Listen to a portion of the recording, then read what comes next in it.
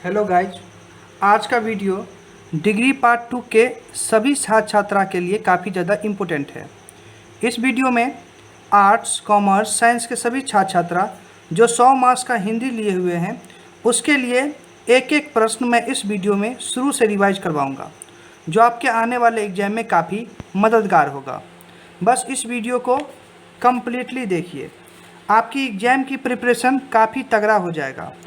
तो चलिए आगे बढ़ते हैं। और आगे बढ़ने से पहले मैं आप सभी को बता दूं कि अगर आप LNMU के स्टूडेंट हैं तो चैनल को सब्सक्राइब जरूर कर लीजिएगा, क्योंकि मैं आपके एग्जाम से रिलेटेड वीडियो और प्रश्न लाता रहूँगा।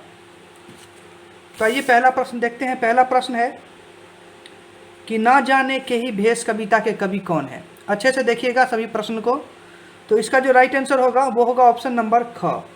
अज्ञे जो है वो ना जाने के ही भेष कविता के कवि हैं। आइए अगला प्रश्न देखते हैं। अगला प्रश्न है वन झरने की धार कविता के कवि कौन है। तो इसका जो राइट आंसर होगा वो होगा ऑप्शन नंबर घ, अज्ञे। अज्ञे जो है वो वन झरने की धार कविता के कवि हैं। सभी प्रश्न को अच्छे से देखिएगा। अगला प्रश्न है कि इनमें से अज्ञे जी की रचना है। 4 ऑप्शन दिए गए हैं, इनमें से अज्ञे जी की रचना कौन सी है। तो इसका जो राइट आंसर होगा वो होगा ऑप्शन नंबर क, रात होते प्रात होते। ये जो है अज्ञे जी की रचना है। आइए अगला प्रश्न देखते हैं। अगला प्रश्न है कि इनमें से अज्ञे जी की कविता कौन सी है। तीसरा नंबर का प्रश्न था कि रचना कौन सी है और इसमें है कविता कौन सी है। इसका जो राइट आंसर होगा वो होगा ऑप्शन नंबर घ, नंदा देवी। नंदा देवी जो है वो अज्ञे जी की कविता है। 5वां प्रश्न है कि भवानी प्रसाद मिश्र की कविता कौन सी है। तो इसका जो राइट आंसर होगा वो होगा ऑप्शन नंबर क, गीत फरोश। गीत फरोश जो है वो भवानी प्रसाद मिश्र की कविता है। अगला प्रश्न है 6 नंबर का कि गीत फरोश कविता किनकी है। प्रश्न को अच्छे से देखिए। 6 नंबर का है गीत फरोश कविता किनकी है। तो मैंने पहले ही बताया था कि गीत फरोश कविता जो है वो किनकी है, तो भवानी प्रसाद मिश्र की है। तो इसलिए इसका राइट आंसर क्या होगा, तो क जो है इसका राइट आंसर होगा। अगला प्रश्न है मुक्ति बोध की रचना है। अच्छे से देखिएगा। अगला प्रश्न है कि मुक्ति बोध की रचना है। तो इसका जो राइट आंसर होगा वो होगा ऑप्शन नंबर घ, लकड़ी का बना रावण। ये मुक्ति बोध की रचना है। अगला प्रश्न है पूंजीवादी समाज के प्रति कविता के कवि कौन है। प्रश्न को अच्छे से देखिए। पूंजीवादी समाज के प्रति कविता के कवि कौन है। तो इसका जो राइट आंसर होगा वो होगा ऑप्शन नंबर ख, मुक्ति बोध। अगला प्रश्न है 9 नंबर का, धर्मवीर भारती की कविता है। तो धर्मवीर भारती की कविता कौन सी है। तो इसका राइट आंसर होगा ऑप्शन नंबर ग, कस्बे की शाम। ये जो है धर्मवीर भारती की कविता है। अगला प्रश्न है एक पीली शाम के कवि हैं। एक पीली शाम के कवि कौन है। तो 4 ऑप्शन है, इसमें से इसका राइट आंसर होगा ऑप्शन नंबर ग राइट होगा, शमशेर बहादुर सिंह। अगला प्रश्न है कि गिरजा कुमार माथुर की कविता कौन सी है। अच्छे से देखिए, गिरजा कुमार माथुर की कविता कौन सी है। इसका राइट आंसर होगा ऑप्शन नंबर घ, पतझड़ की एक दोपहर। पतझड़ की एक दोपहर ये गिरजा कुमार माथुर की कविता है। सभी को आप रिवाइज के साथ साथ अपने माइंड में भी सेट कर लीजिएगा। अगला प्रश्न है 12 नंबर का, पतझड़ की एक दोपहर कविता के कवि कौन है। पतझड़ की एक दोपहर कविता के कवि कौन है। तो इसका राइट आंसर होगा ऑप्शन नंबर क, गिरजा कुमार माथुर। ये जो है पतझड़ की एक दोपहर कविता के कवि हैं, गिरजा कुमार माथुर। सभी को अच्छे से याद करते हुए चले जाइएगा। अगला प्रश्न है धूमिल की रचना है। अच्छे से देखिएगा, धूमिल की रचना है। इसका राइट आंसर होगा ऑप्शन नंबर क, कुत्ता जो है ये धूमिल की रचना है। अगला प्रश्न है किस्सा जनतंत्र के रचनाकार हैं। अच्छे से देखिए, किस्सा जनतंत्र के रचनाकार हैं। इसका जो राइट आंसर होगा वो होगा ऑप्शन नंबर घ, धूमिल। धूमिल जो है किस्सा जनतंत्र के रचनाकार है। आइए 15 नंबर का प्रश्न देखते हैं। 15 नंबर का प्रश्न है इनमें से धूमिल की कविता कौन सी है। इनमें से धूमिल की कविता कौन सी है। तो धूमिल की कविता है खेवली। खेवली जो है ये धूमिल की कविता है। अगला प्रश्न देखते हैं। अगला प्रश्न है अकाल और उसके बाद के कवि, अकाल और उसके बाद के कवि कौन है? इसका राइट आंसर होगा ख, नागार्जुन। नागार्जुन जो है वो अकाल और उसके बाद के कवि हैं। आज का वीडियो अगर आप कंप्लीटली देखते हैं तो उम्मीद है आप एग्जाम में अच्छे स्कोर जरूरी कीजिएगा और मेरे साथ रिवाइज कीजिए आप A to Z प्रश्न का। अगला प्रश्न है केदारनाथ अग्रवाल की रचना है, इसका राइट आंसर होगा ऑप्शन नंबर ग, जीवन से। जीवन से केदारनाथ अग्रवाल की रचना है। अगला प्रश्न देखते हैं। अगला प्रश्न है 18 नंबर का, जीवन के कविता के कवि कौन है? जीवन के कविता के कवि, तो इसका राइट आंसर होगा ऑप्शन नंबर घ, केदारनाथ अग्रवाल। ये जीवन के कविता के कवि हैं। अगला प्रश्न है साहसी डैने कविता के रचनाकार हैं। साहसी डैने कविता के रचनाकार कौन है? इसका राइट आंसर होगा ऑप्शन नंबर क, कुंवर नारायण। कुंवर नारायण साहसी डैने कविता के रचनाकार हैं। अगला प्रश्न है श्रीकांत वर्मा की रचना है। श्रीकांत वर्मा की रचना है, इसका राइट आंसर होगा ऑप्शन नंबर ख, कलिंग। कलिंग जो है वो श्रीकांत वर्मा की रचना है। अगला प्रश्न है प्रक्रिया किनकी कविता है? अच्छे से देखिए, इंपॉर्टेंट प्रश्न है, कई बार पूछा जा चुका है। प्रक्रिया किनकी कविता है? तो इसका जो राइट आंसर होगा ऑप्शन नंबर ख राइट होगा, श्रीकांत वर्मा। अगला प्रश्न है गरीबी हटाओ किसकी कविता है? गरीबी हटाओ किसकी कविता है? इसका राइट आंसर होगा ऑप्शन नंबर ग, सर्वेश्वर दयाल सक्सेना की कविता है गरीबी हटाओ। अगला प्रश्न है आंधी पानी आया के रचनाकार कौन है? आंधी पानी आया, देखिए अच्छे से, इंपॉर्टेंट प्रश्न है ये भी। इसका राइट आंसर होगा ऑप्शन नंबर क, सर्वेश्वर दयाल सक्सेना। दोनों का आंसर राइट सेम होगा। गरीबी हटाओ किसकी कविता है? तो ये भी है सर्वेश्वर दयाल सक्सेना। और आंधी पानी आया के रचनाकार कौन है? तो सर्वेश्वर दयाल सक्सेना। अगला प्रश्न है मोम का घोड़ा के कवि कौन है? अच्छे से देखिएगा, मोम का घोड़ा के कवि, इसका जो राइट आंसर होगा वो होगा ऑप्शन नंबर क, दुष्यंत कुमार।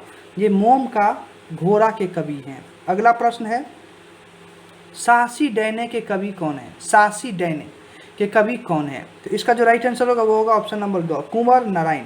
ये साहसी डैने के कवि हैं। अगला प्रश्न है अकाल और उसके बाद किनकी रचना है? अकाल और उसके बाद ये किनकी रचना है? तो राइट आंसर होगा ऑप्शन नंबर क, नागार्जुन। अगला प्रश्न है इनमें से नागार्जुन की रचना कौन सी है? तो नागार्जुन की रचना कौन सी है? तो अभी मतलब 26 नंबर के प्रश्न में मैंने आपको बताया है, तो उम्मीद है इसका राइट आंसर आप जरूर बता दीजिएगा। तो राइट आंसर होगा ऑप्शन नंबर ग, अकाल और उसके बाद। अगला प्रश्न है इनमें से आगे की रचना कौन सी है? तो इसका राइट आंसर होगा ऑप्शन नंबर क, नंदा देवी। अगला प्रश्न है अभिव्यक्ति तो होती ही रहती है, किस कविता की पंक्ति है? अभिव्यक्ति तो होती ही रहती है, ये जो है अभिव्यक्ति कविता की पंक्ति है। आइए अगला प्रश्न देखते हैं। अगला प्रश्न है 30 नंबर का, निम्न में से धर्मवीर भारती की रचना कौन सी है? निम्न में से धर्मवीर भारती की रचना कौन सी है? 4 ऑप्शन दिए गए हैं, आप भी अंदाजा लगाइए कि इसका क्या होगा सही आंसर। इसका राइट आंसर होगा ऑप्शन नंबर ख, कस्बे की शाम। धर्मवीर भारती की रचना है कस्बे की शाम।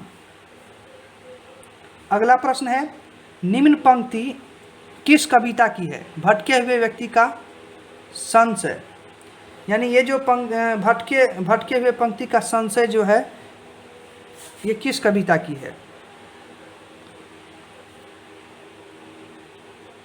इसका राइट आंसर होगा ऑप्शन नंबर ख, गैरिक वाणी।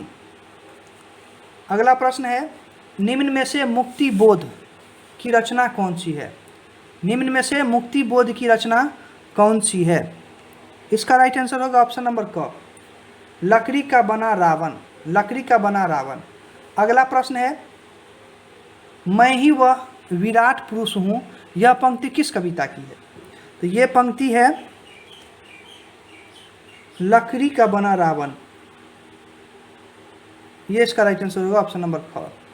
अगला प्रश्न है, लकड़ी का बना रावण के कवि कौन है? लकड़ी का बना रावण के कवि कौन है? तो इसका राइट आंसर होगा ऑप्शन नंबर क, मुक्ति बोध। अगला प्रश्न है, बढ़ न जाए छा न जाए मेरी इस अद्वितीय पंक्ति किस कविता की है? बढ़ न जाए छा न जाए, अच्छे से पढ़िए, मेरी इस अद्वितीय पंक्ति किस कविता की है? तो इसका जो राइट आंसर होगा ऑप्शन नंबर इसका राइट होगा ख, लकड़ी का बना रावण। आइए अगला प्रश्न देखते हैं। अब हम जल्दी जल्दी प्रश्न को कवर करेंगे क्योंकि कम समय में हमें ज़्यादा से ज़्यादा प्रश्न को कवर करना है। अगला प्रश्न है, इनमें से गिरिजा कुमार माथुर की रचना कौन सी है? तो इसका जो राइट आंसर होगा वो होगा ऑप्शन नंबर क, पतझड़ की एक दोपहर। अगला प्रश्न है, इनमें विजय देव नारायण शाही की रचना कौन सी है? अच्छे से प्रश्न को आप देखते रहिएगा, वीडियो को स्टॉप कर लीजिएगा। अगर आपको समझ में ना आए तो वीडियो को स्टॉप करके आप अच्छे से प्रश्न और उसके ऑप्शन को देखिएगा। तो इस प्रश्न का 37 नंबर प्रश्न का राइट आंसर होगा ऑप्शन नंबर ग, रात में गाँव। अगला प्रश्न है, यह नहीं है मौत केवल नींद है, यह नहीं है मौत केवल नींद है किस कविता की पंक्ति है? तो इसका राइट आंसर होगा ऑप्शन नंबर ख, रात में गाँव। आइए अगला प्रश्न देखते हैं। अगला प्रश्न है, इनमें धूमिल की रचना कौन सी है? तो इसका राइट आंसर होगा ऑप्शन नंबर घ, कुत्ता। अगला प्रश्न है, मगर मत भूलो कि इन सबसे बड़ी चीज़ वह बेशर्मी है, ये किस कविता की पंक्ति है? प्रश्न को अच्छे से देखिए, एक बार फिर से रिपीट कर रहा हूँ कि मगर मत भूलो कि इन सबसे बड़ी चीज़ वह बेशर्मी है, यह कविता जो है ये किस पंक्ति की है? तो राइट आंसर होगा ऑप्शन नंबर क, कुत्ता। अगला प्रश्न है, थके पंखों को समेटे किस कविता की पंक्ति है ये? तो ये है आपको रात होते प्रात होते, यानी ऑप्शन नंबर क इसका राइट होगा। अगला प्रश्न है, नारायण मेर ही 42 नंबर का देखिएगा, नारायण मेर ही वान से विद किस कविता की पंक्ति है? नारायण मेर ही वान से विद, ये किस कविता की पंक्ति है? तो इसका राइट आंसर होगा ऑप्शन नंबर ख, न जाने के ही भेष। आइए अगला प्रश्न देखते हैं। अगला प्रश्न है, तुमने जमुहाई ली सोच कर ली थी, ये किस कविता की पंक्ति है? तो इसका जो राइट आंसर होगा वो होगा ऑप्शन नंबर घ, अभिव्यक्ति। अगला प्रश्न देखते हैं। अगला प्रश्न है, मोम सा पीला बहुत कोमल नभ, ये किस कविता की पंक्ति है? मोम सा पीला बहुत कोमल नभ, ये जो है धूप कटोरी के आईने में खड़ी, ये इस कविता की पंक्ति है। मोम सा पीला बहुत कोमल नभ, ये धूप कटोरी में आईने में खड़ी है, इस कविता की पंक्ति है। आइए अगला प्रश्न देखते हैं। अगला प्रश्न है, झुरमुट में दोपहरिया कुम्हालिया किस कविता की प्रारंभिक पंक्ति है? तो इसका जो राइट आंसर होगा वो होगा ऑप्शन नंबर क, कस्बे की शाम। 46 नंबर का प्रश्न देखते हैं। 46 नंबर का प्रश्न है कि मेरी वाणी किस कविता की पहली पंक्ति है? तो ये जो है ऑप्शन नंबर ग राइट होगा, गैरिक वाणी। ये मेरी वाणी जो है वो गैरिक वाणी कविता की पहली ही पंक्ति है। अगला प्रश्न है, छाया मत छूना मन गीत के कवि हैं। तो अच्छे से प्रश्न को पढ़िए, छाया मत छूना मन गीत के कवि हैं। तो राइट आंसर होगा ऑप्शन नंबर का, गिरिजा कुमार माथुर इसके कवि हैं, इस गीत के। अगला प्रश्न देखते हैं। अगला प्रश्न है, यह नहीं है मौत केवल नींद है, ये किस कविता की अंतिम पंक्ति है? प्रश्न को अच्छे से देखिए। 48 नंबर का प्रश्न, यह नहीं है मौत केवल नींद है, ये किस कविता की अंतिम पंक्ति है? तो इसका राइट आंसर होगा ऑप्शन नंबर ग, रात में गाँव इसका आंसर होगा। अगला प्रश्न है, उसकी सारी शख्सियत नखों और दांतों की वसीयत है, ये पंक्ति किसे संबोधित करती है? प्रश्न को अच्छे से देखिए, उसकी सारी शख्सियत नखों और दांतों की वसीयत है, पंक्ति किसे संबोधित है? बताइए तो इसका राइट आंसर क्या होगा?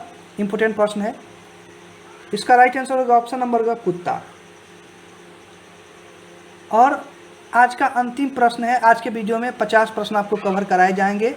अगर इस वीडियो पे आप सभी का प्यार बना रहा तो उम्मीद करते हैं कि अगला वीडियो पार्ट 2 मैं बहुत जल्दी आप लोग के सामने लाऊंगा। तो इस वीडियो पर अपना प्यार आप जरूर दिखाइएगा। अगर आप लोग को वीडियो अच्छी लगी हो तो वीडियो को लाइक भी कर लीजिएगा, चैनल को सब्सक्राइब भी कर लीजिएगा, ताकि पार्ट 2 जब भी मैं अपलोड करूँ तब फट से आपके पास पहुंच जाए। तो 50वां प्रश्न देखते हैं। प्रश्न है, खेवली कविता में धूमिल किसका चित्रण किया है? तो इसका जो राइट आंसर होगा वो होगा ऑप्शन नंबर ख, अपने गांव का। उम्मीद है आज का वीडियो आपको अच्छी लगी होगी। फिर मिलेंगे नेक्स्ट वीडियो में इसी तरह के मोस्ट इंपोर्टेंट टॉपिक लेके। तब तक के लिए मैं गोविंद आप सभी से इजाज़त चाहता हूँ। वीडियो को देखने के लिए धन्यवाद।